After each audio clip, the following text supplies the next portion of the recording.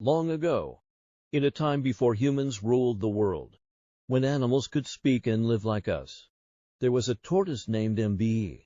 Now, Mbe was not an ordinary tortoise. He was slow, yes, but he was also clever. Too clever for his own good. He loved three things more than anything: food, praise, and tricks.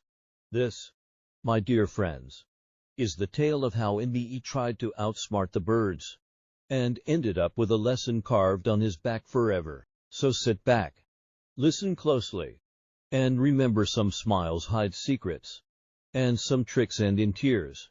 It had been 2 days since Mbe had eaten. The sun beat down on the dry ground as he slowly dragged himself from one bush to another, searching for fallen fruit. His belly groaned. His mouth was dry. He thought to himself, even bitter leaf would taste like honey today. Then, just as he was about to give up and lie under a tree, he heard something. Laughter. Cheerful chirping. The sound of joy. He looked up. A great tree stood nearby, filled with birds, colorful, lively, full of energy. They were discussing something. A feast. Mbe whispered. He moved closer, quietly, like a shadow. His ears twitched. The birds were talking about a royal feast in the Sky Kingdom, a celebration hosted by the Sky King himself.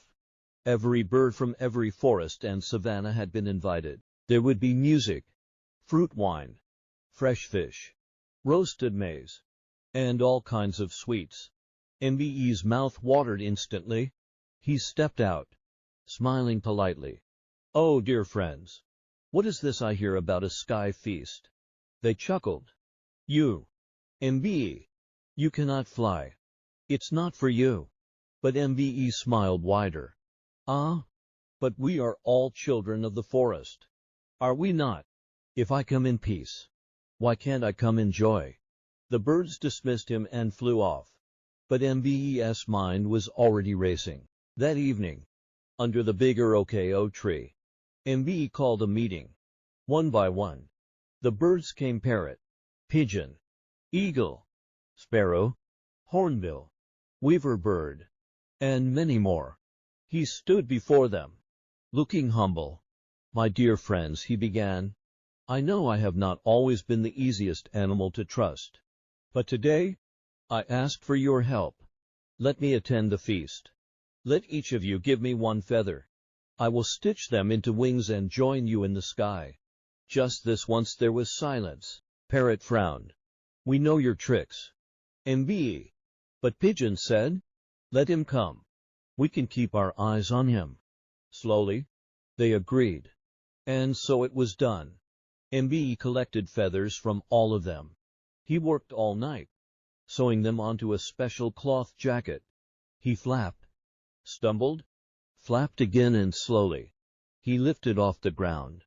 The sky called, and Mbe answered. Mbe rose higher and higher, flying for the first time in his life. He marveled at the rivers below, the green trees, the clouds like cotton. He looked to the other birds and smiled. I could get used to this. But deep in his mind, a new plan was forming. He wanted more than just to attend. He wanted to be the center of attention. He wanted the whole Sky Kingdom to know his name. As they reached the gates of the Sky Palace, he whispered to himself, "Let us see how far my cleverness can go." The Sky Palace was glowing. Tables stretched for miles. Music played from golden flutes. Clouds floated by, carrying fruits and drinks. The Sky King welcomed them warmly. "Birds of the earth, welcome. Eat and be glad." But before anyone could move, Mbe stood up. "Great King," he said, "let us observe tradition. Let each guest be properly named." The king nodded. "Speak. Tortoise, what shall we call you today?" Mbe smiled wide. "Today, I am called Everybody." There was murmuring. The king nodded again. "Then let the feast be served for everybody." And Mbe sat down, and ate, and ate. He tasted everything. He drank everything. He left crumbs. The birds sat quietly, watching in disbelief. He had tricked them again. They said nothing, but they remembered. When the feast ended, MBE stretched and belched loudly. Ah, what a feast! We should do this again soon. Then he turned to fly. But he couldn't. His feather jacket was gone. The birds had taken back their feathers. One by one, they flew off. MBE screamed after them. Wait! Come back! I was only joking. But the sky was empty. MBE looked down. The earth was so far away. The clouds passed beneath him like ghosts.